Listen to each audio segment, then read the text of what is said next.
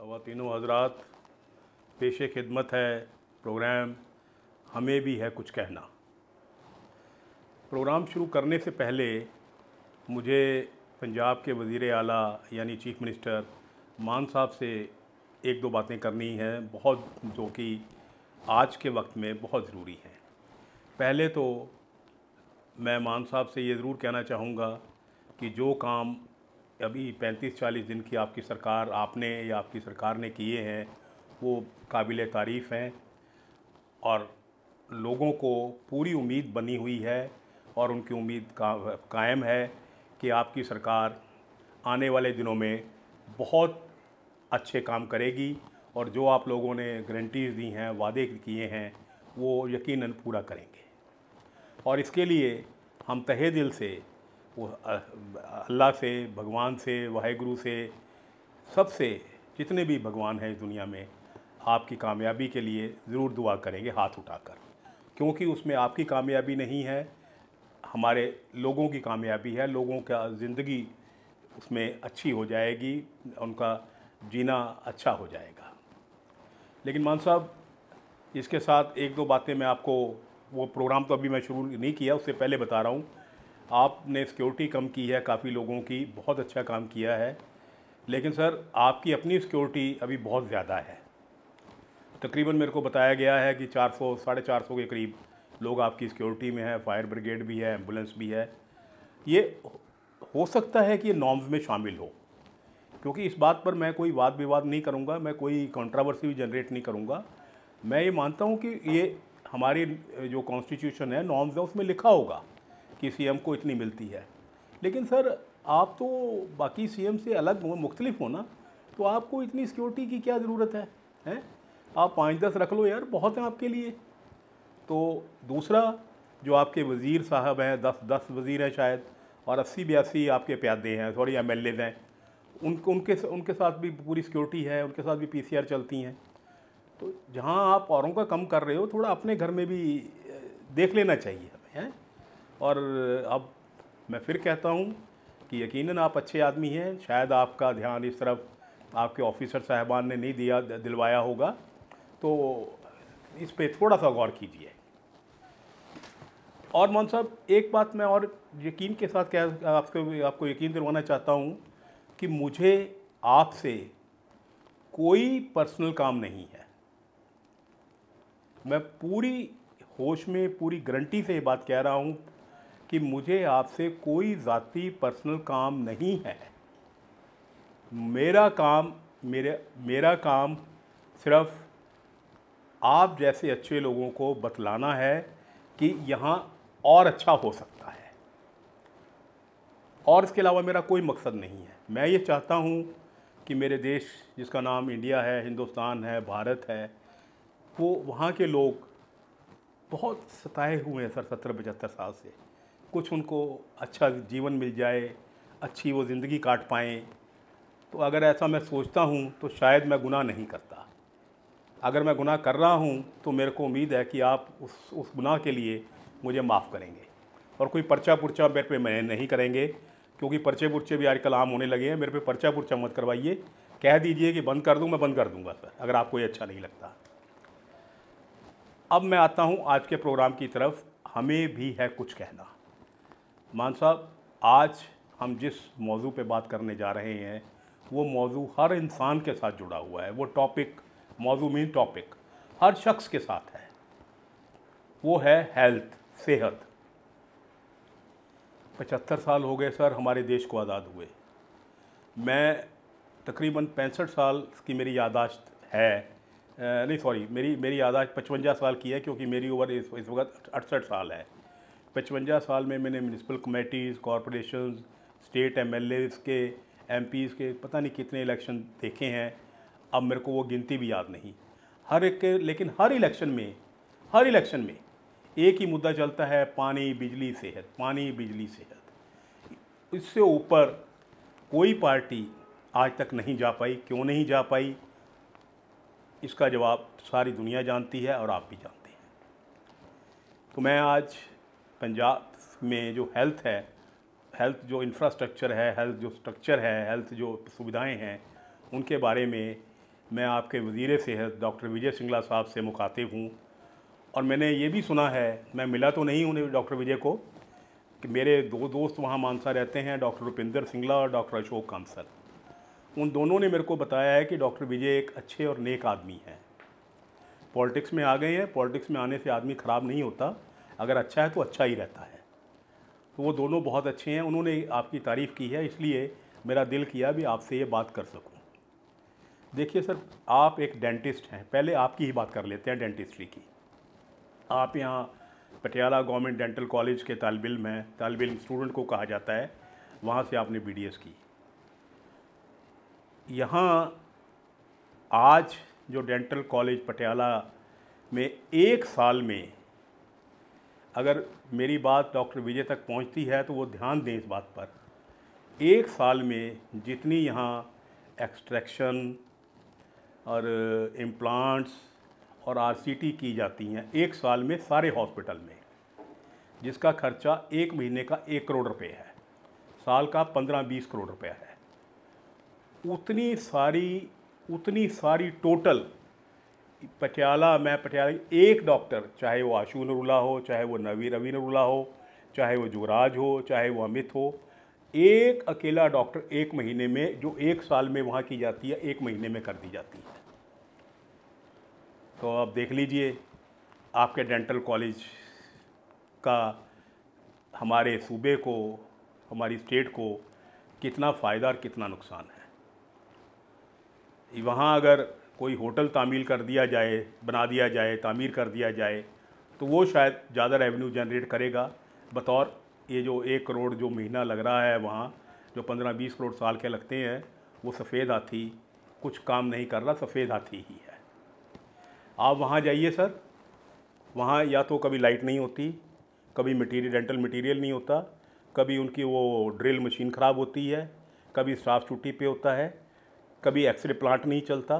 तो ये सब काम वहाँ होते हैं। सिर्फ क्या नहीं हो, ये सब काम वहाँ चलते हैं, लेकिन क्या नहीं चलता, सिर्फ काम वहाँ नहीं चलता। तो हाथ जोड़कर विजय साहब, इस डेंटल कॉलेज पे भी निगाह मार लीजिए, अपने जहाँ से आप पढ़े हैं वहाँ तो कुछ कर लीजिए। अब हम बात करते हैं गवर्नमेंट डॉक्टर्स की, जो यहाँ मेडिकल कॉलेज में हैं और अमृतसर हैं, और जो बड़े हॉस्पिटल्स में हैं, जैसे ब्लॉक लेवल पर हैं, तहसील लेवल पर है, CSC में है, PSC में है, मतलब जितने गवर्नमेंट इदारे हैं सब में हैं वो। आप लोग, ये सरकार की ये कोशिश है कि जो यहाँ डॉक्टर्स काम करते हैं मेडिकल कॉलेज में, या माता कौशल्या में, या मॉडल टाउन में, या आर्य समाज में, या त्रिपड़ी में, या समाने में, या भादसों हैं, कहीं भी हैं, नाबे हैं, ऐसे आपके मौड़ मंडी जहाँ भी हैं, वो लोग 9 से 3 जो उनका सर्दियों का टाइम है, और गर्मियों का 8 से 2 पूरा वहाँ काम करें। बहुत अच्छी सोच है सर। मैं यहाँ आपको ये भी बताऊँगा, आपसे पहले जो वज़ीर सेहत रहे हमारे बलबीर सिंह सिद्धू, और उससे पहले ब्रह्म जी, वो पटियाले के हैं, मेरे को कब थोड़ा सा जानते हैं, कभी कभी हेलो कर लेते हैं, कभी वो पास से निकलते हैं, नहीं भी करते। बड़े आदमी हैं सर, ना करें कोई फ़र्क नहीं पड़ता। तो मैंने ये मुद्दा उनसे भी उठाया, और उन दोनों ने भी 1-2 बार अखबारों में बयान ज़रूर दिए कि भाई सुधर जाओ, अगर आप वहाँ काम नहीं करोगे, घरों में प्रैक्टिस करोगे, तो आपके खिलाफ़ एक्शन होगा, NPA बंद हो जाएगा। मैं डॉक्टर विजय साहब आपको लिख के देता हूँ, आप जोर लगा लीजिए, किसी डॉक्टर का आप NPA बंद नहीं कर सकते, किसी का बंद नहीं कर सकते। वो क्यों, मैं जवाब दे रहा हूँ आपको, अंदर टटोलिएगा, आपको मेरी बात ठीक लगेगी। वो इसलिए नहीं कर सकते क्योंकि जो लॉ इन्फोर्समेंट, आपने तो बोल देना है, कह देना है, लॉ इन्फोर्समेंट एजेंसी कौन सी है, आपकी विजिलेंस या इनकम टैक्स। उन्होंने जाके चेक करना है हर एक डॉक्टर के यहाँ 2 बजे के बाद, क्या वो क्लिनिक अपना घर में रन कर रहा है कि नहीं कर रहा। लेकिन होता क्या है साहब, ये जो विजिलेंस, ये लॉ इन्फोर्समेंट एजेंसी की बात कर रहा हूँ, चाहे वो विजिलेंस है, चाहे वो अपनी इनकम टैक्स है, वो सब शरीफ लोग इन बड़े और शरीफ डॉक्टर्स को हॉस्पिटल दिखाने नहीं जाते, क्योंकि स्टेटस उनका अलाउ नहीं करता। ये लोग सब उनको 2 बजे के बाद उनके घर में दिखाते हैं, वहाँ उनको पानी भी पिलाया जाता है, शायद चाय भी दी जाती है, और साथ में जो सैंपल पड़े होते हैं, जो वैसे बाज़ार में बिक जाते हैं बाद में, वो सैंपल भी इनको दे दिए जाते हैं। तो कैसे लॉ इन्फोर्समेंट होगा? हो ही नहीं सकता। बयान देने से कुछ नहीं होने वाला सर। आपकी नीयत पे शक नहीं कर रहा, लेकिन आप कर ही नहीं सकते ये। दुनिया में, इस हमारे मुल्क में, मेरे पंजाब में कोई बंदा, अगर आप यहाँ डेली आ जाओ चेक करने के लिए, तब भी आप नहीं कर पाओगे। आप क्या कर सकते हो, उनसे ये कहिए कि 9 से 3 सर्दियों में, गर्मियों में 8 से 2 अपना हॉस्पिटल में पूरा काम करें। अच्छा, एक बात और है विजय साहब, मैं मेडिकल कॉलेज से पिछले 45-50 साल से वाबस्ता हूँ। यहाँ पढ़ा भी हूँ, यहाँ इंटर्नशिप भी की है और जॉब भी की है, नौकरी पटियाला शहर में की है।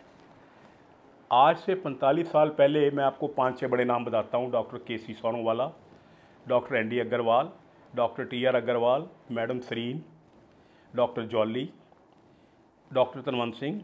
ये एक ऐसे नाम हैं कि जो अपने आप में एक इंस्टीट्यूशन है, अपने आप में एक इदारा है। लेकिन सर, प्रैक्टिस ये तब भी करते थे, डॉक्टर बेक्टर प्रैक्टिस ये तब भी करते थे, चाहे उस वक्त कंसल्टेशन फीस 10 रुपये थी। हाँ, ये मैं दावे से कह सकता हूँ, ये लोग अपने ऑफिस टाइमिंग में वहाँ पूरा टाइम देते थे। अब वहाँ वो टाइम भी कम दिया जाता है और प्रैक्टिस भी घर की जाती है। आपकी जो प्रैक्टिकल अप्रोच है ये होनी चाहिए कि वहाँ ये पूरा टाइम बैठें और जितने वहाँ टेस्ट हैं, जितनी इन्वेस्टिगेशंस हैं, वो करवाई जाएं, वो बाहर ना भेजी जाएं यार। ये आप इंश्योर कर लीजिए, हर पीएचसी में, हर सीएचसी में, हर रूरल डिस्पेंसरी में, तो आपको मोहल्ला क्लिनिक चलाने की ज़रूरत नहीं पड़ेगी, बिल्कुल ज़रूरत नहीं है। पंजाब में हर 5 किलोमीटर पे तो एक डॉक्टर है सरकारी, क्या ज़रूरत है मोहल्ला क्लिनिक की? जो है उसको ठीक करो यार। अच्छा, अब देखिए एक बात और, मैं अभी मैं सरकारी इदारे की बात कर रहा हूँ, प्राइवेट की तरफ आऊँगा। अभी सरकारी इदारे में क्या है, यहाँ सुपर स्पेशलिटी एक सेंटर बना है, 70-80 करोड़ रुपए की बिल्डिंग बन गई, इंफ्रास्ट्रक्चर भी आ गया, मशीनरी भी आ गई, सब कुछ हो गया। लेकिन डॉक्टर वहाँ अभी 1 या 2 आए हैं।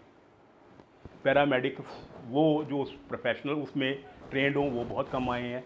तो वो बिल्डिंग ही खड़ी है, जो डॉक्टर कार्डियोलॉजी वाले हैं वो चला रहे हैं अपना।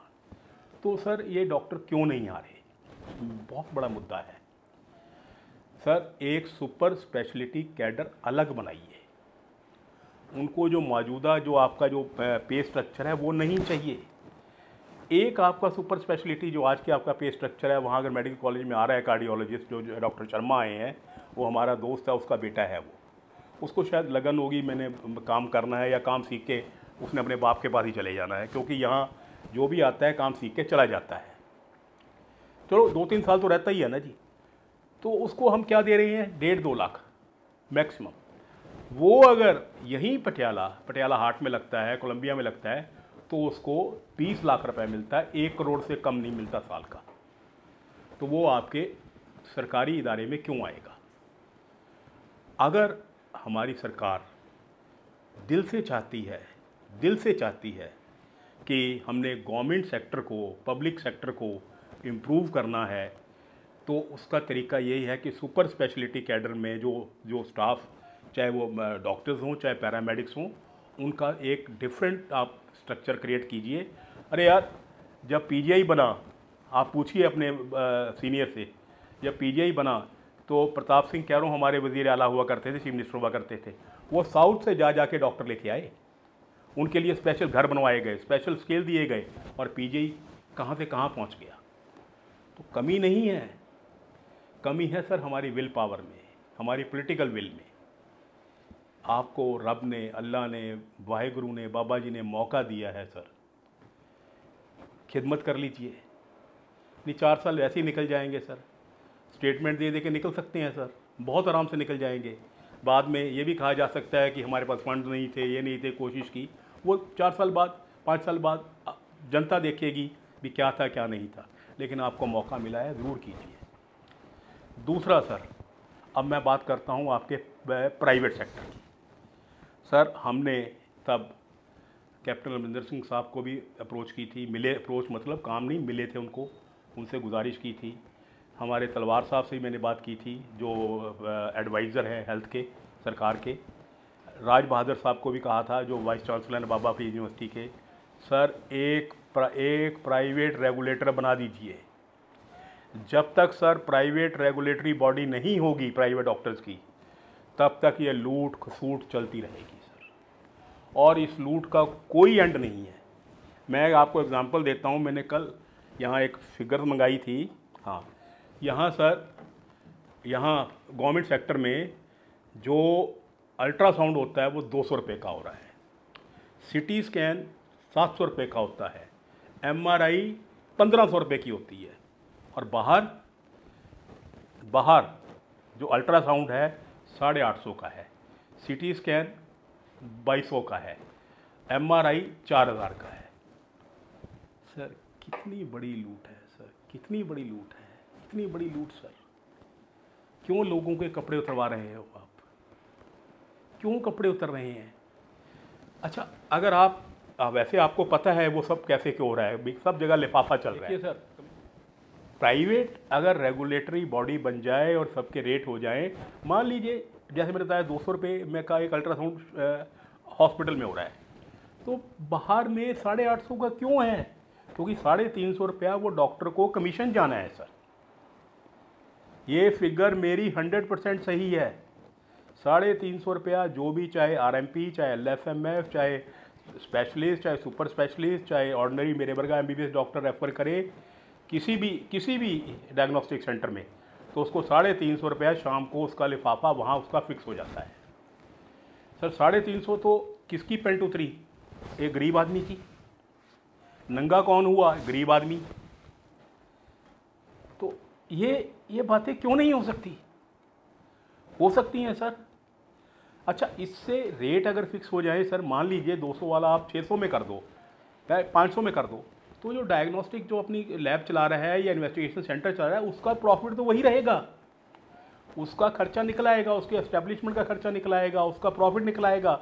लेकिन नुकसान किससे होगा? जो बीच में जो दलाल डॉक्टर बैठे हैं जो कमीशन लेते हैं, वो 350 अगर बंद हो गया, ऐसी सिटी में उनका 1200 है और MRI में 2000 है। हर एक चीज़ में है सर, हर चीज़। कोई भी हॉस्पिटल ऐसा नहीं पंजाब का जहां रेफरल डॉक्टर को कमीशन ना दिया जाता। एक भी नहीं है, एक भी। वो सब जो कमीशन जो दिया जाता है रेफरल डॉक्टरों को, जो रेफर करते हैं, तो किसकी जेब से जाता है यार? अच्छा, फिर अब देखिए, ये एक सुपर स्पेशलिस्ट एक ही शहर में बैठा 300 भी ले रहा है, 700 भी ले रहा है, 1100 भी ले रहा है। व्हाट इज दिस फन यार? Why government can not fix a rate? आप एक मैक्सिमम रख दीजिए, मिनिमम कोई जितना मर्जी ले, आप हर का एक यूनिफॉर्म पैटर्न बना दीजिए भी MD डॉक्टर इतना लेगा, MS इतना लेगा, MCH इतना लेगा, सिंपल MBBS मेरे जैसा गरीब आदमी इतना लेगा, तो सबका रेट कर दो। अगर आपने 100 रुपये एक MBBS का कर दिया, मैं 50 लेता हूँ तो मेरी मर्जी है, पर मैं 105 नहीं ले सकता। ऐसी हर ऑपरेशन का, हर प्रोसीजर का, हर चीज़ का, हर एक। अब सिंपल सा टेस्ट है fasting blood sugar, government sector में वो 40 रुपये में हो रहा है, बाहर वो 140 में होता है। आजकल हार्ट की बहुत बीमारियां चल गई हैं, एंजियोग्राफी और एंजियोप्लास्टी, बड़े से बड़ा हॉस्पिटल पंजाब में जो रेफर डॉक्टर होता है, जो सुपर स्पेशलिस्ट ही रेफर करता है, कंसल्टेंट जो होता है, उसको भी 25 से 30 हज़ार रुपया पर एंजियोप्लास्टी का दिया जाता है। कहाँ रुकेगा सर ये? कहाँ कारवां रुकेगा? कहीं तो रुकना पड़ेगा ना, कहीं तो रोकिए सर इसको, कोई तो बांध लगाइए। इसके लिए आपको एक चीज़ और करनी पड़ेगी सर, एक चीज़ और करनी पड़ेगी गवर्नमेंट सेक्टर में। अब देखिए, मेडिकल कॉलेज पटियाला इतना बड़ा है, यहाँ पैट स्कैन नहीं है। प्राइवेट एक बंदे ने पैट स्कैन ले लिया, गवर्नमेंट हमारी पैट स्कैन नहीं ले पाई। कितने यहाँ सिटी स्कैन है यहाँ? एक। अरे 17 वार्ड हैं सर, 17 वार्ड में कितने इंडोर पेशेंट एडमिट हैं, और OPD में आज भी रेंद्रा हॉस्पिटल में रब की कृपा से हज़ारों लोग आते हैं, और सर कोई ट्रीटमेंट आज की डेट में कोई डॉक्टर बिना इन्वेस्टिगेशन के शुरू नहीं करता। अपने अपने कारण हैं, उन कारणों में जाऊंगा तो शायद एक दिन बुरा लग जाएगा। अगर आपको इच्छा हो मिलने की, आ जाइए कभी, मेरे घर के दरवाजे 24 घंटे खुले हैं। मैं तो नहीं आऊँगा, मैंने जो कहना था आपको बता रहा हूँ। आ जाइए, आपको सब बता देंगे, सब आपको पता ही होगा, नहीं आपको पता लग जाएगा। तो आप हर ब्लॉक पे एक सीटी स्कैन तो कर सकते हो, एक एमआरआई तो दे सकते हो, क्यों नहीं दे सकते? लैब तो शुरू हो सकती है, ऑपरेशन शुरू हो सकते हैं। यही जो पैसा आपकी सरकार मोहल्ला क्लिनिक पे लगाना चाहती है, जो इंफ्रास्ट्रक्चर है उसको अच्छा डेवलप कीजिए सर, लोगों को आराम दीजिए, लोगों को सुविधा दीजिए। Health should be the top priority of any government, particularly of this Bhagwant Singh Mann government. क्योंकि अरविंद जी हमेशा ये कहते हैं कि मेरे स्टेट में आइए, देखिए कि हेल्थ सुविधाएं कहाँ हैं, और यही कहकर पंजाब में उन्होंने वोट हासिल किए हैं। तो अब आप लोगों की एक नैतिक, आपकी एक मॉरल जिम्मेवारी बनती है। कहने को तो और बहुत कुछ है, लेकिन असली बातें मैंने आपको बता दी हैं कि गवर्नमेंट सेक्टर के आपके, अच्छा आपका डेंटल भी नहीं बचा। डेंटल में भी सब जगह कमीशन चल रहा है, वहाँ भी रेट फिक्स कर दीजिए। अगर आरसीटी गवर्नमेंट सेक्टर में 150 में हो रही है, तो बाहर वो साली 1200, 1800 में, 2000, 2500 में क्यों हो? ओपीजी वहाँ राजेंद्र हॉस्पिटल डेंटल कॉलेज में अगर कभी वैसे होती नहीं, अगर हो जाती है कभी कभी तो 100, 125 में हो जाती है, बाहर वो 800 में होती है। क्यों होती है सर? आप सर डॉक्टर हैं, आपने कसम खाई है एक बार लोगों की सेवा, आपने तो 2 बार खाई है, एक डॉक्टर के नाते, एक मंत्री होने के नाते, पॉलिटिशियन होने के नाते, सरकार के नाते। अब आपकी जिम्मेवारी है उन दोनों कस्मों को निभाना। मैं ये फिर कहता हूँ सर, वक्त कभी किसी का मुंतज़िर नहीं होता, वक्त किसी की राह नहीं देखता। क्योंकि साहिर साहब ने ये कहा है, आदमी को चाहिए वक्त से डर कर रहे। साहिर लुधियानवी साहब बहुत बड़े शायर हुए हैं, आपने विजय साहब ज़रूर नाम सुना होगा। आदमी को चाहिए वक्त से डर कर रहे, कौन जाने किस घड़ी वक्त का बदले मिजाज। इससे पहले वक्त का मिजाज बदल जाए, लोगों का मिजाज बदल जाए, रब के वास्ते, अल्लाह के वास्ते मेरी बातों को बहुत स्पोर्टिंगली लीजिए। मैं फिर कहता हूँ, मेरा कोई एजेंडा नहीं है, क्योंकि मान साहब तो कहते हैं इनकलाब जिंदाबाद। अरे मान साहब, आप तो इनकलाब जिंदाबाद कहते हो, मैं पैदाइश ही इनकलाब की हूँ। जो इनकलाब की पैदाइश हो वो तो यही काम करेगा सर। बहुत उम्मीदें हैं सर, बहुत उम्मीदें हैं, निराश मत कीजिएगा।